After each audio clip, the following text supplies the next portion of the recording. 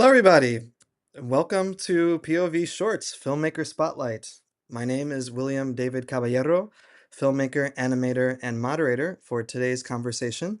As for a description of my person and space, I am a Latino man, early 40s, sitting on my couch in my wonderful living room with a purple wall in Los Angeles. And yeah, I'm very, very excited to be here and to be moderating today's discussion. Um, Short films have the unique ability to transform intimate stories into universal reflections of identity, creativity, and connection. Today, we'll hear from the filmmakers behind Classroom 4, La Orquesta, and Songs of Black Folk, three remarkable POV shorts, season 8 films that explore the ways we teach, create, and uplift one another through art, culture, and perseverance. Before we dive into the conversation, let's take a quick look at some clips from the films. The music is as important as the preached word in the Black church.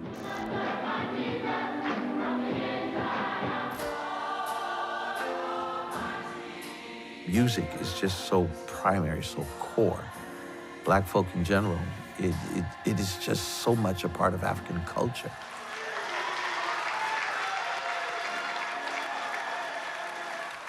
And really, our music is the soundtrack of our existence. If you lost every book written about African American history and culture, but you just captured the lyrics of our music, you could reconstruct our history from that. Sweet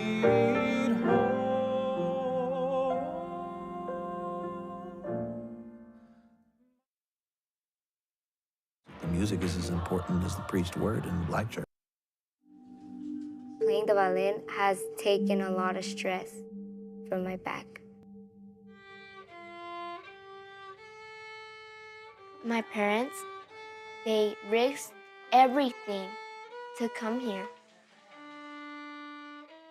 Even though it's only school or achievements or extracurriculars, I try to work as hard as they did so I can succeed and one day pay them back.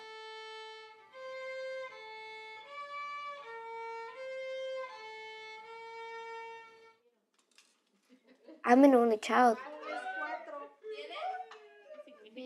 So if they get deported or something happens to them, they're like, who's she gonna be with? She's staying here so I have a better life. But inside her heart, deep down, I know she has a desire to go back to Mexico.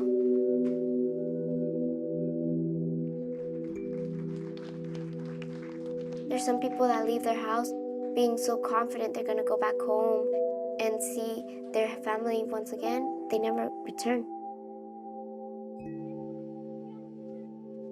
Something happens to my mom, they take her away and stuff.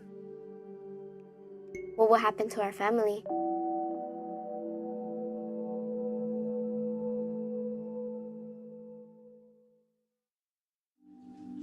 Playing the violin has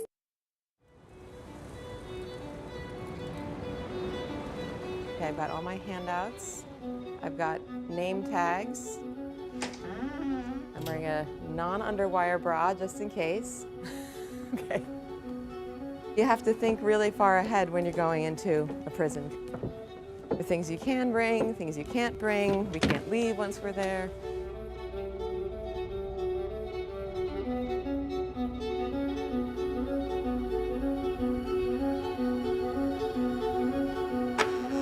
Okay, pull.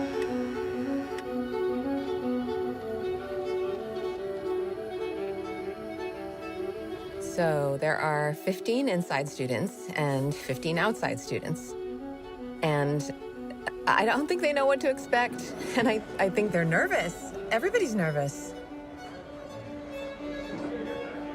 Visitors are warned that there are inherent safety and security risks in visiting a correctional facility, and the possibilities of personal assault or of being taken hostage do exist. Do you understand? Yes. Okay, so I sign. Yeah, there's a line. See you on the other side.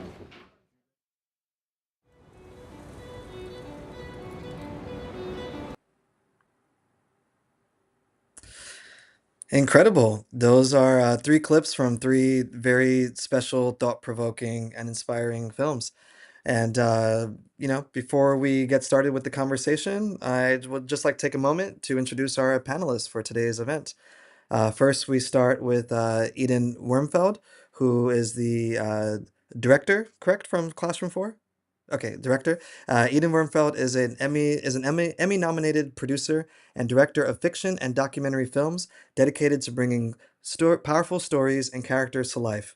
Her recent independent documentary credits include Classroom 4 on POV, Chasing Childhood on Abramorama, The Big Scary S Word, Greenwich Entertainment, and the Netflix original Saving Capitalism.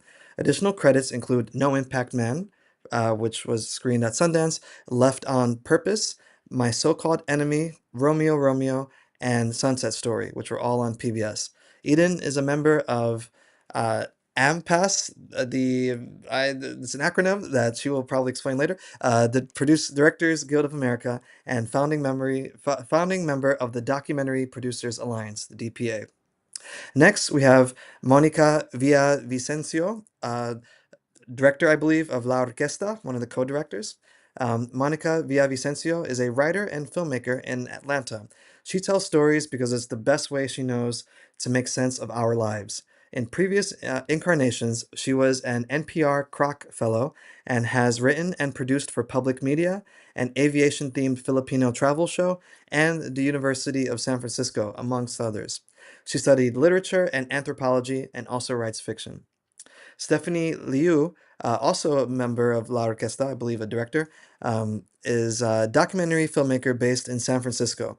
She is the co-founder of Zero File Studios, a production company dedicated to impactful nonfiction storytelling. Her latest short documentary, La Orquesta, premiered at the DC Docs Film Festival and has screened at Doc NYC and the New Orleans Film Festival, amongst others.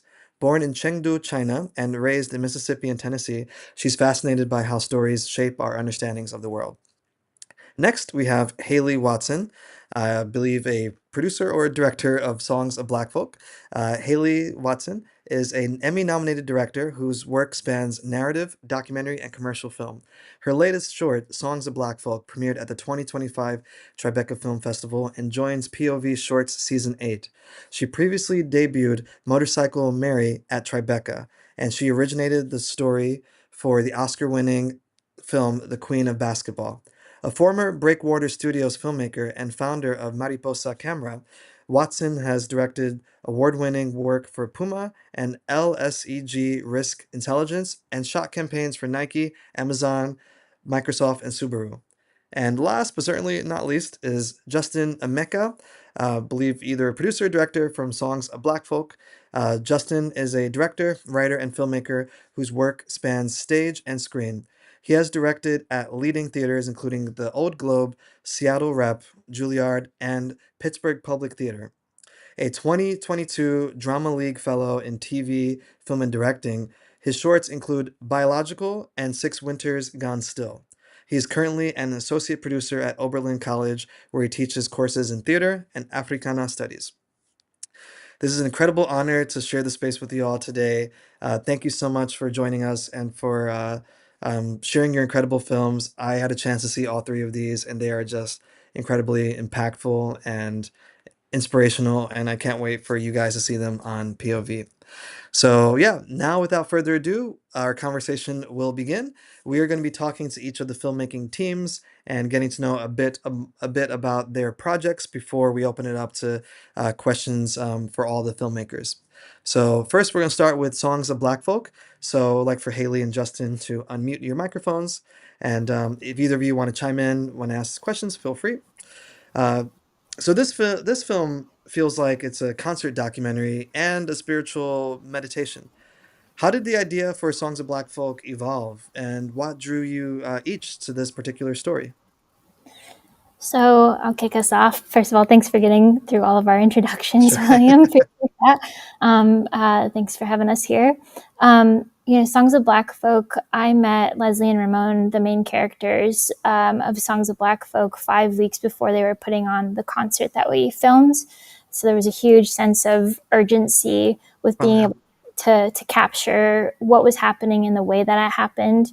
Mhm. Not only with the concert, but there was a really rich family story happening between Ramon and his grandmother, who taught him music, who was in hospice care at the time. So it felt very, very poignant to capture that. And we really utilized Ramon and Dr. Braxton to be able to um, guide us, and we really engaged with a deep sense of listening through the process to make sure that we were capturing this and unfold in a way that unfolded, that felt organic to them and came from a place of love. Amazing. And Justin, you Yes, got anything to add? yes, and yes. Well, Haley and I were working on an original narrative short film, Biological, at the time, which explores like a hip hop community in Seattle in the '90s. And so then Haley got introduced to this project idea, and me being from Seattle and kind of raised on in the black, artistic traditions within Seattle, she came to me with her idea about what she wanted to do and asked me if I would want to kind of help be a part of the project. And it was kind of like right up my alley. And I had a great respect for Haley. So it just kind of happened really organically and naturally.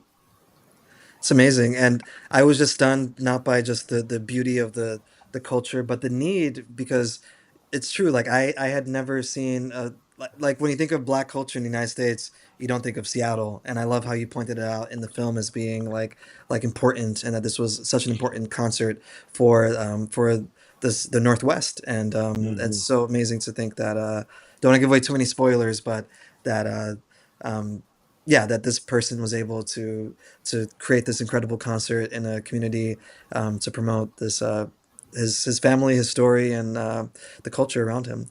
Uh, Hmm. so yeah, Juneteenth is now a national holiday, and your film emphasizes its deeper cultural and ancestral significance. What role do you hope Songs of Black Folk plays in reframing how audiences understand and engage with Juneteenth today? Hmm. Well, one is just, hoping audiences kind of embrace the idea that this is still living history, that Ramon and Leslie's story and his relationship with his grandmother are kind of a direct reflections of the legacy of Juneteenth and their relationship to the music and the relationship of how music helps tell their story and helps tell the greater story of Black people and of America, so that people really kind of embrace that idea and also are inspired to look at Black traditions in places that you don't expect to find. Oftentimes, as creators, think that, oh, well, Black culture could never happen here. But if you look carefully, if you look closely, you'll see that Black culture is impacting its environment everywhere it goes, everywhere it touches, at every moment in history. That's partially what I'm interested in.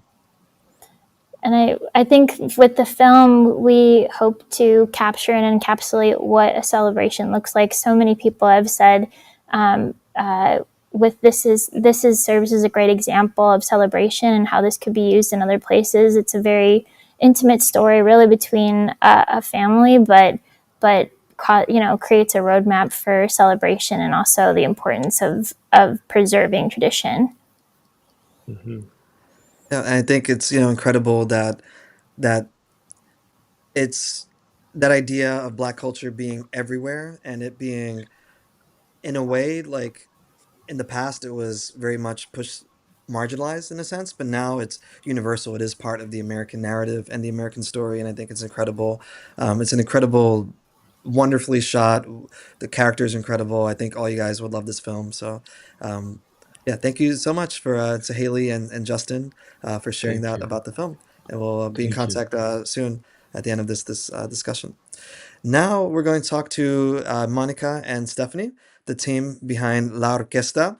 And I will definitely say that I am primarily a documentary filmmaker and an animator, but I started off as a Puerto Rican kid in North Carolina playing violin in fifth grade, and I played all throughout high school. And I thought that I was going to be a violinist before I realized, I was the best in my high school, and as time went on, I realized I'm certainly not the best in my college, and I had this deep need to tell stories, and so I transitioned into being a filmmaker. But I still play violin every now and then, and also felt those musical similarities in songs of Black folk as well. So that was just really, really touching. And we've also been funded through Latino Public Broadcasting the same year, actually. So that was pretty cool.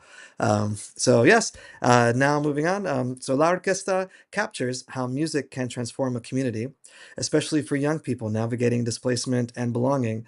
What drew you to Juana's story, and how did you approach documenting the orchestra's growth over time?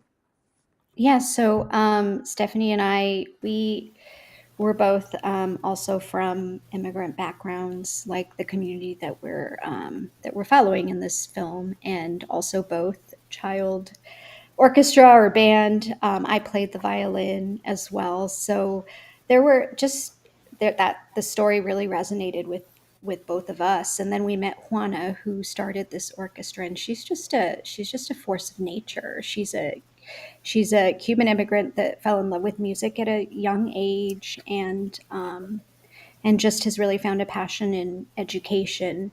And we were just really struck by how much passion she brings to this community. And she's in her 70s, and she's has faced a lot of health challenges, but is not gonna stop. So we were just really taken with her and that community.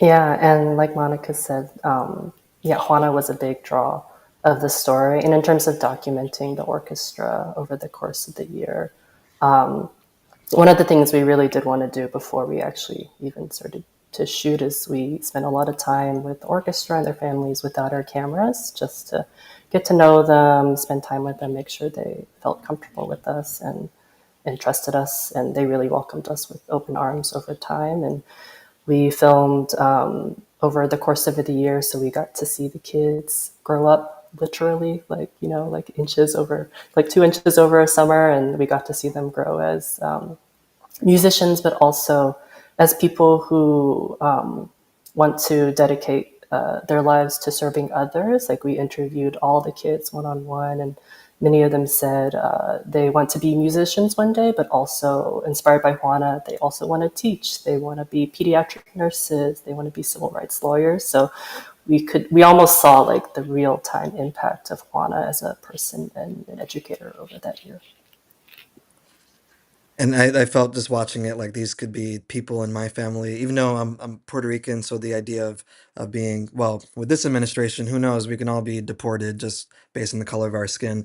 But I definitely felt so much resonance with these children, with their stories, and how like powerful it could be to be able to obtain a musical voice at an early age, and how that same themes with songs of Black folk, like how that really enables you to feel that you have a talent and something to share with the world, and something that you feel yourself growing with more and more. So I thought that was just, yeah, very sweet. And again, those kids are very, very adorable.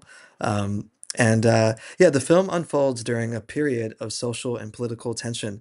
How did you balance portraying those challenges with the joy and hope the orchestra embodies? I'd say that was definitely a challenge for us. And we stopped filming around last September, I want to say August, September of 2024.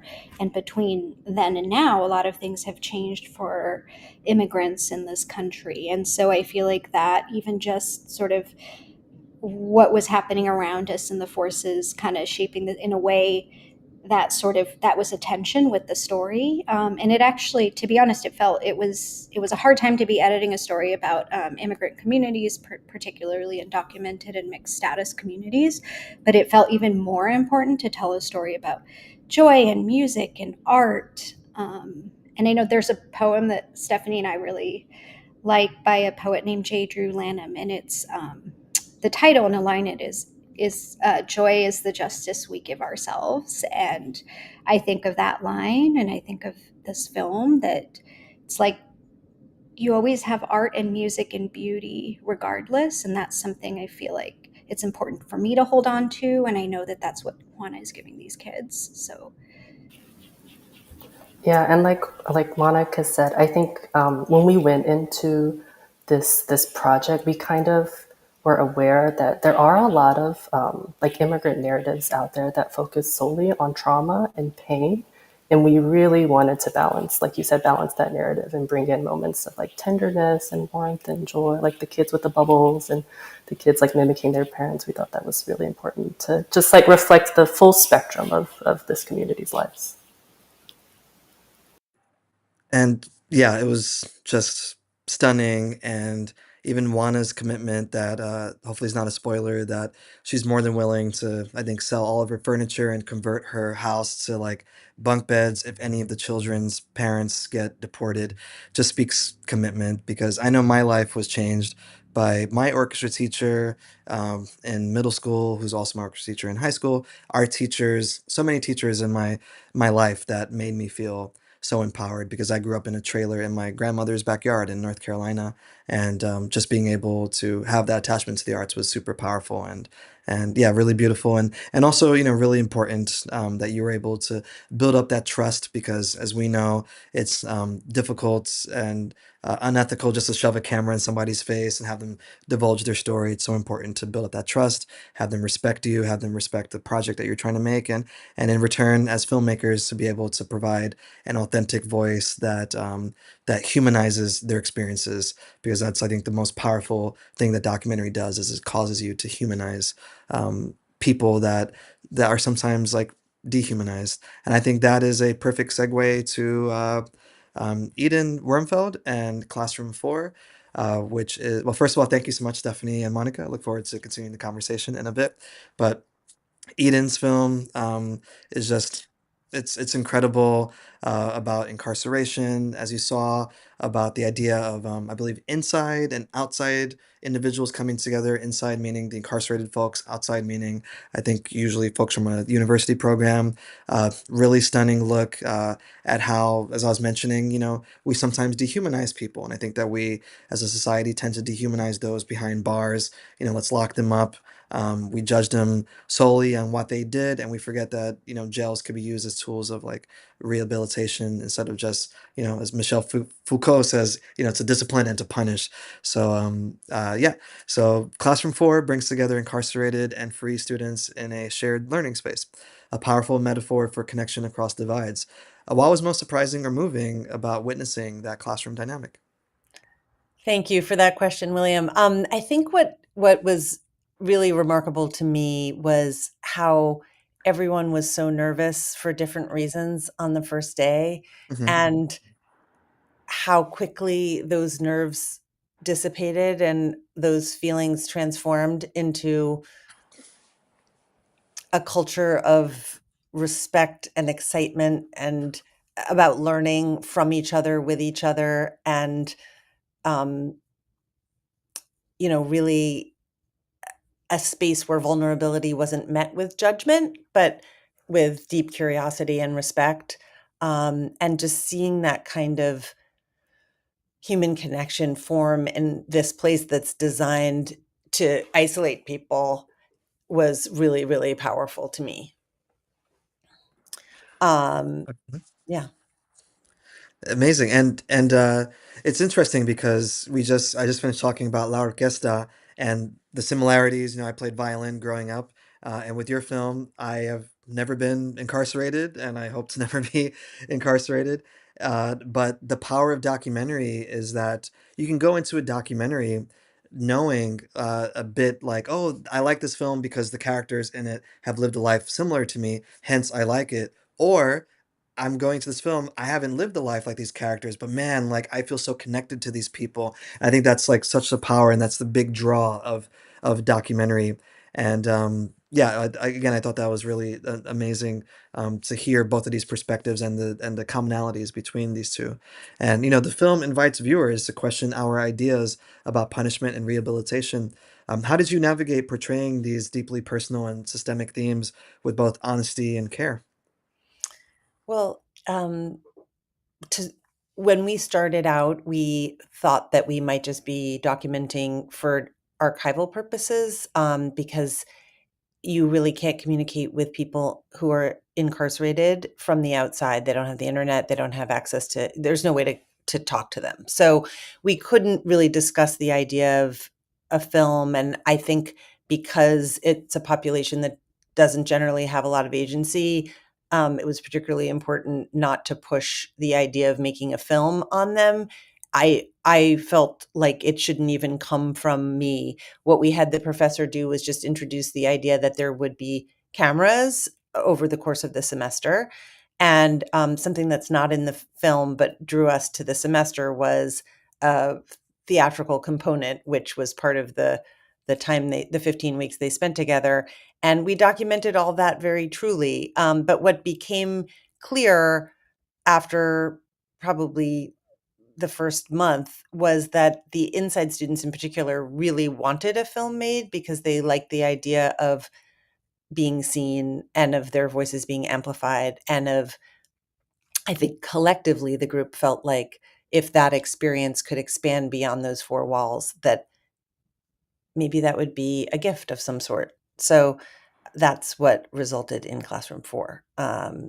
We did make a film, and with the approval and excitement and participation of everybody there, and it's really honestly been a joy. Yeah, and it's almost like this idea of I felt so bad for many of the incarcerated people. I mean, I don't know what crimes they may have done or may not have done, but I think what we as a society realize is that a lot of people commit crimes due to lack of resources. And when you are given like the what was the woman's name in your film? The teacher? What was her name? Dr. Reiko Hillier, Dr. Rigo Helia, she her being able to educate and to have these workshops is the same thing from La Orquesta with Juana being able to educate and empower these young people. Same thing in Songs of Black Folk with I forget the name of the uncle of the conductor at the end. There's so many beautiful names, I forget a lot of them, but how each of the films really captures the idea of like someone. All we need as a society is someone to believe in us, and when we have that, it can transform ourselves and to transform the viewer too, and even the filmmakers as we're making these films. I like to feel that I grow with every project I work on, and I'm pretty sure it's the same with all of you. So thank you so much. And now we're going to open it up to general questions for the filmmakers. So if you can feel free to chime in. Um, Open it up. So yeah, each of your films centers on people using creativity or education as tools for transformation. What do you think draws audiences to stories that merge personal expression with social purpose?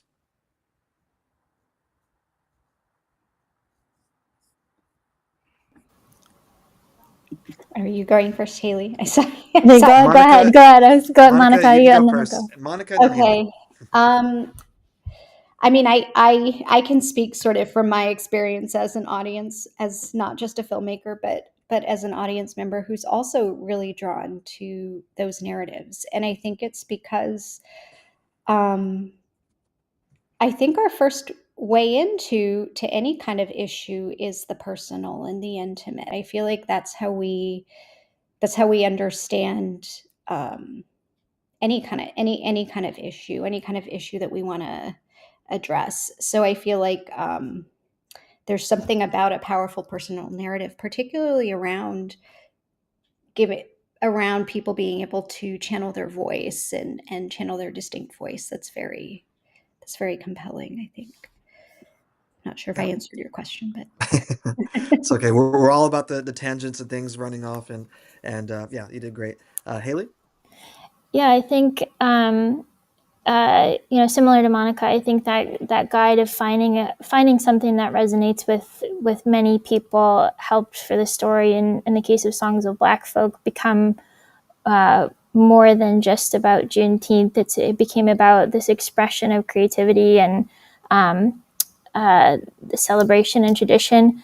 Not only that, but music is such a raw form in its own form of storytelling, and it was just important to document that and then take all of those pieces the film, from the stories, from the songs, and express that through music. And I got a little bit lost with your question, but and really using that as a voice from Ramon and Leslie to be able to express that was really important to document, capture, and merge those like personal forms of expression with creativity. Yeah. Yeah. Creativity, as we know, is important. It fuels everything. I believe Einstein even said imagination is more important than knowledge, and in a sense, or creativity, one of those two. But I view creativity and imagination as being synonymous. So yeah, I think that that's important, and to show how people can change through, they're embracing something creative, or having someone else hear them. That's very important. Well, as you guys know, short films distill emotion and meaning into such a focused form.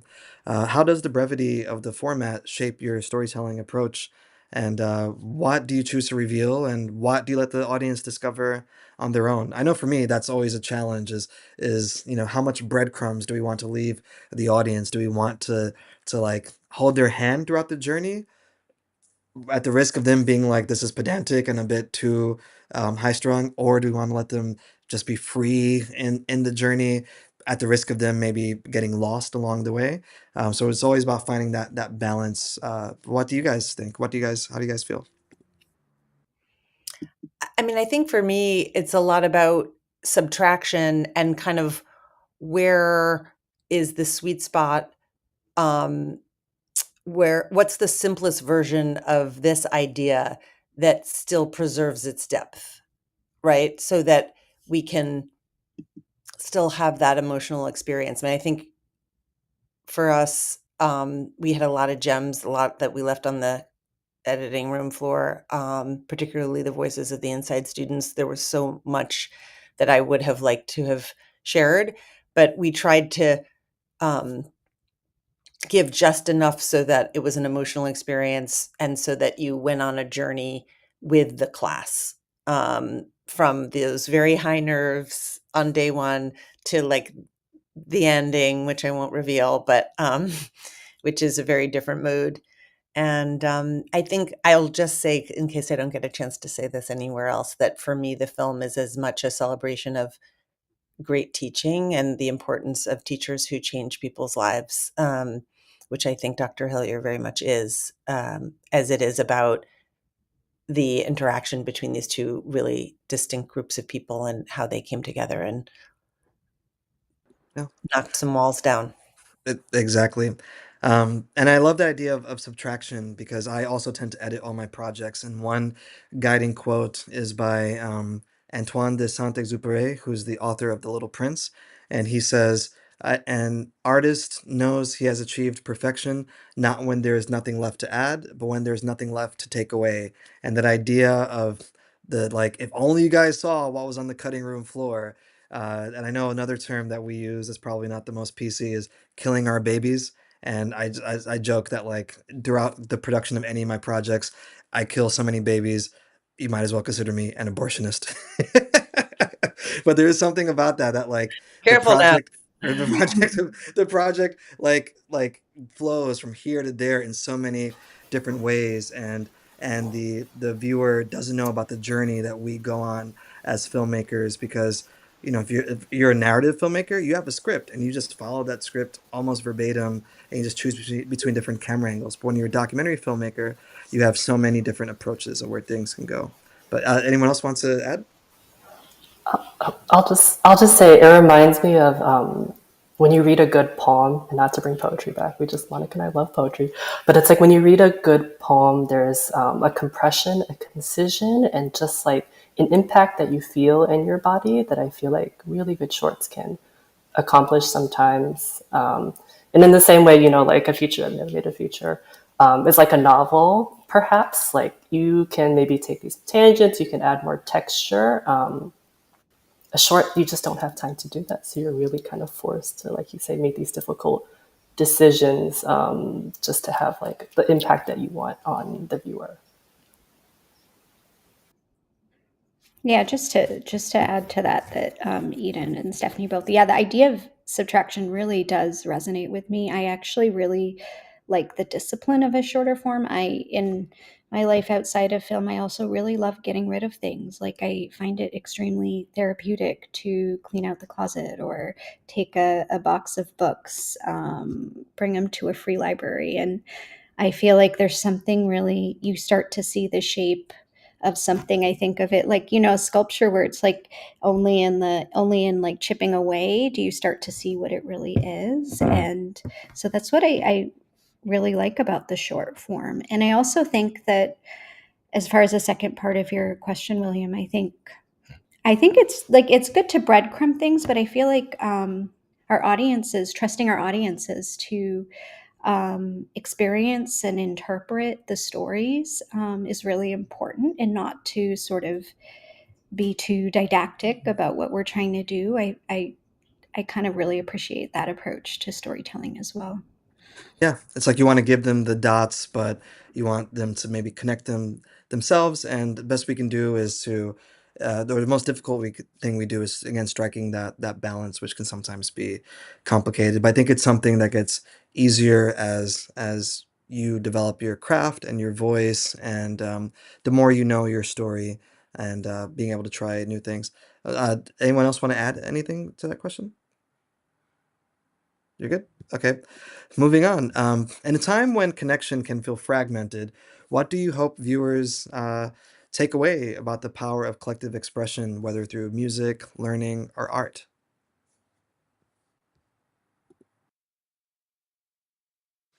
And I think that what we are in a moment right now as a society where we're becoming more distant, less empathetic with each other because many of our relationships are defined by screens and texts, and so like how can we use the screens to exemplify and capture genuine human connection in a way that inspires audiences to look at their own relationships deeper and treasure those relationships and invest in those relationships.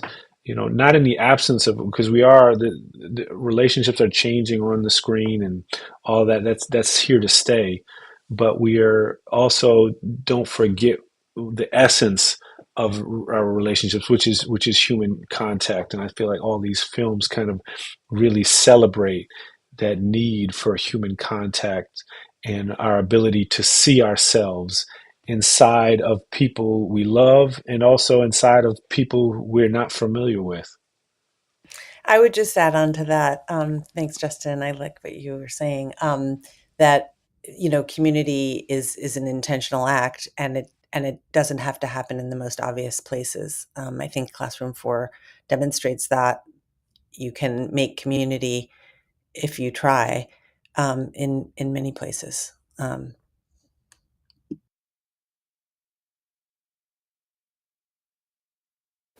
Yeah, I would just Stephanie? add to what Eden said. I feel like all these films kind of remind me that community is freely available to us all the time. Like this feeling of collective expression. I think it's something we all know the power of deep down inside. We just forget because of social media, phones, all these distractions, and these films really help remind me like of that power and the fact that I can go out and look for it and access it anytime I want. Anyone else?